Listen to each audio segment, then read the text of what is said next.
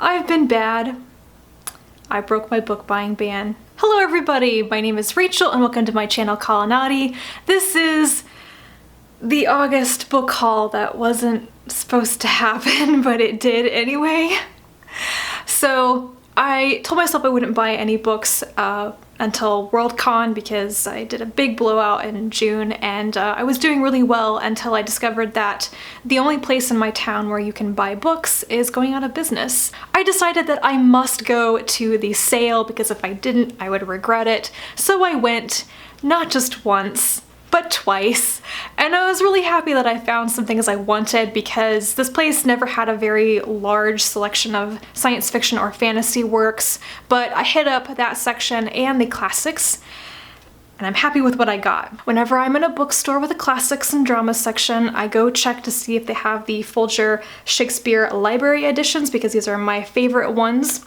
Now, I haven't read any of the histories unless Julius Caesar is a history and not a tragedy, I'm not sure.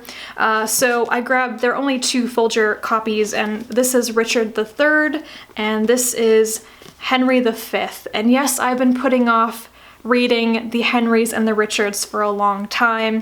I don't know anything about these plays. They're just my preferred edition, and I will read them eventually. Then I was in the bargain books section and I stumbled across these two Shakespeare editions. And I had to get them because with discounts they were $6 each. They are Much Ado About Nothing and Macbeth in signature Shakespeare editions, so they are these pretty large hardcovers, and I think that the appeal of these is that they have paper cutout artwork in them. I'm not sure how to show this to you. It's a really beautiful layout of the plays. Macbeth is not my favorite tragedy, but I do enjoy it. But Much Ado About Nothing is my favorite comedy by Shakespeare, which is what caught my eye right away. I actually rewatched Joss Whedon's modern adaptation of Much Ado About Nothing very, very recently, and it was so fun. I laughed out loud as usual. So I wanted to reread this play after watching the adaptation, and since I already know what the play is about, I can skip using the Folger edition and read this instead. So I'm just really happy. The reason they were so deeply discounted is because the outsides of them are pretty banged up. You can see the paper art on the front of this one is really badly damaged, and the inside flaps of this wraparound are also kind of damaged, but you're not going to notice while you're reading it, so it's going to be fine. I'll have to report back on whether I like these editions or not. I would never pay full price for them since I already own the plays and the Folger editions, but as bargain deals, they're so pretty. The other classic that I got was Christine de Pizan's The Book of the City of Ladies, which is not my usual reading fare, but I have actually read an excerpt from this a couple years ago in one of my grad courses, and I really liked it. So when I saw that this was used and on sale, I had to get it. Christine de Pizan was a very interesting woman, and I'll read from the back to tell you why. She lived from 1364 to 1430, and she was France's first professional woman of letters. I believe that she actually supported her entire family on her writing at a pretty young age, which for, 14th, 15th century women, that's astonishing. Her pioneering Book of the City of Ladies begins when, feeling frustrated and miserable after reading a male writer's tirade against women, Christine has a dreamlike vision where three virtues, reason, rectitude, and justice, appear to correct this view. Isn't that just so relevant? They instruct her to build an allegorical city in which womankind can be defended against slander. So her spirited defense of her sex was unique for its direct confrontation of the misogyny of her day and offers a telling insight into the position of women in medieval culture.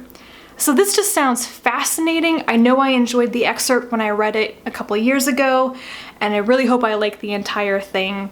I'm not sure who translated this. Who translated this? Rosalind Brown Grant.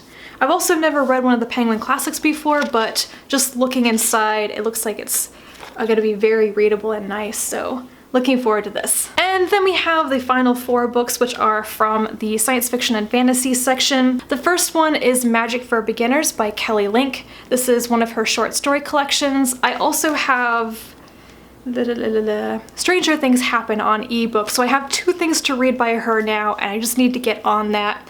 Kelly Link is a very highly regarded short story writer, and her most recent collection called Get in Trouble was a finalist for the Pulitzer Prize, of all things. I mean, she's counted as like a science fiction fantasy horror author, so I think that's pretty amazing that one of her collections was considered for the Pulitzer Prize, but gotta get on this. Then I grabbed a copy of Voices by Ursula K. Le Guin. This is a YA fantasy. It's part of a trilogy, I think. I have Gifts and then there's Powers, and I know I've read one of them, but I've never heard anybody talk about the series and I don't remember anything about them at all. So I'm collecting the series and then I will read it all in one go. They're pretty short books, pretty big type. Maybe this is middle grade, I'm not sure. I'll have to find out. Consider Phlebas by Ian M. Banks. This is one of the culture novels, and the next one that I'm going to read. I could have gotten it from the library, but I grabbed this because it's one of those nice copies that matches my edition of Player of Games. Once again, I don't know what it's about, but it will be the next thing that I read by Banks. The final book I actually have read, and this is my second copy of it. I have no excuse except that I'm going to be rereading it this month, and that is Stories of Your Life and Others by Ted Chiang. This is a literary science fiction collection, and I have sung its praises before. I adore Ted Chiang's writing, but I'm going to be rereading this in August at the end of the month with Joe from Final Blow Joe. It's going to be the subject of our next short fiction live show, and I actually went back to the sale at the bookstore to get this because I saw it the first time and I passed it up, and then I thought, you know, I'm going to be rereading it. I love this edition. It's a collection that I enjoy so much. I will justify having 2 copies of it. I'm turning into that person who is buying multiple editions of things. I mean, come on. But it was beautiful and it was on sale. That's my August book haul.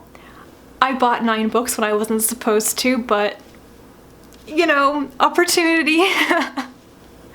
I'm certain that when I get back from Worldcon there will be another book haul, so look forward to that. And if you've read any of these books, please let me know what you thought of them, what I should be picking up next, and I will talk to you again in my next video. Bye.